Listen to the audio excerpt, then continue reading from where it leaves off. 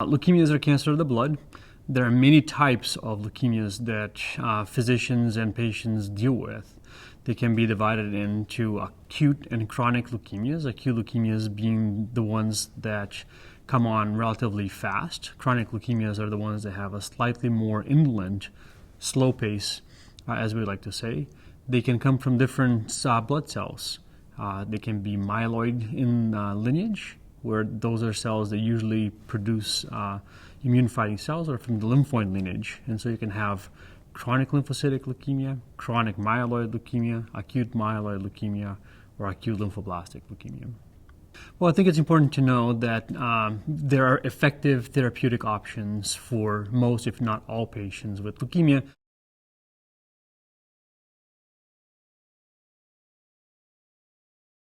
As you can imagine, with 4 different subtypes of leukemia, acute, chronic, lymphoid, myeloid, and subtypes within those subtypes, there are a number of different treatment options that patients should encounter. I think in brief, you can say that most patients with leukemia will be offered some form of chemotherapy. Surgery is not something commonly used for these patients. Radiation therapy is very uncommonly used for these patients.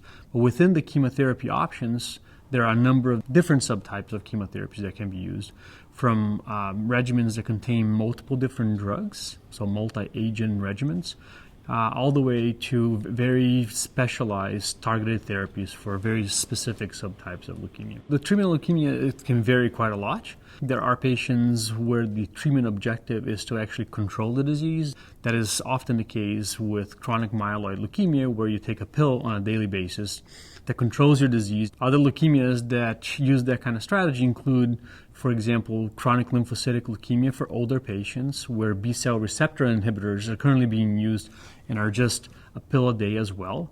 You can use multi-agent chemotherapy regimens, where you use one or more chemotherapy regimens to try to either control disease or in some cases try to cure the patient. Or you can, in specific patients and patients that you feel are deemed for it, use aggressive therapy such as bone marrow transplant, which maximizes the chance of a cure, but at the same time is associated with a very high-risk procedure.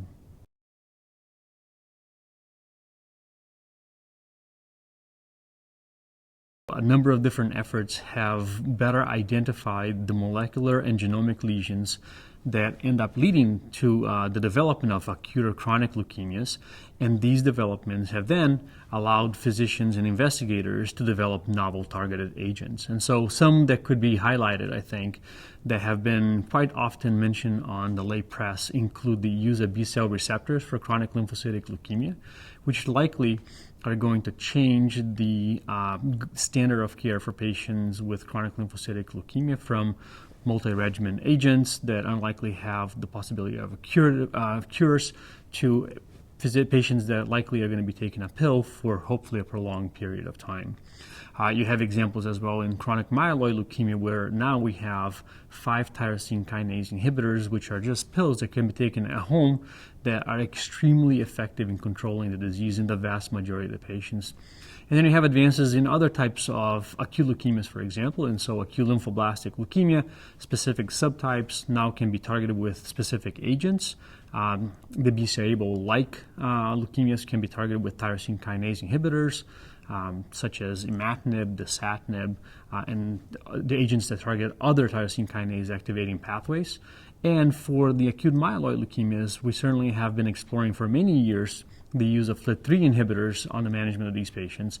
And now we have the introduction of novel agents such as the IDH1 and IDH2 inhibitors who also are very promising or have very promising early clinical trial development.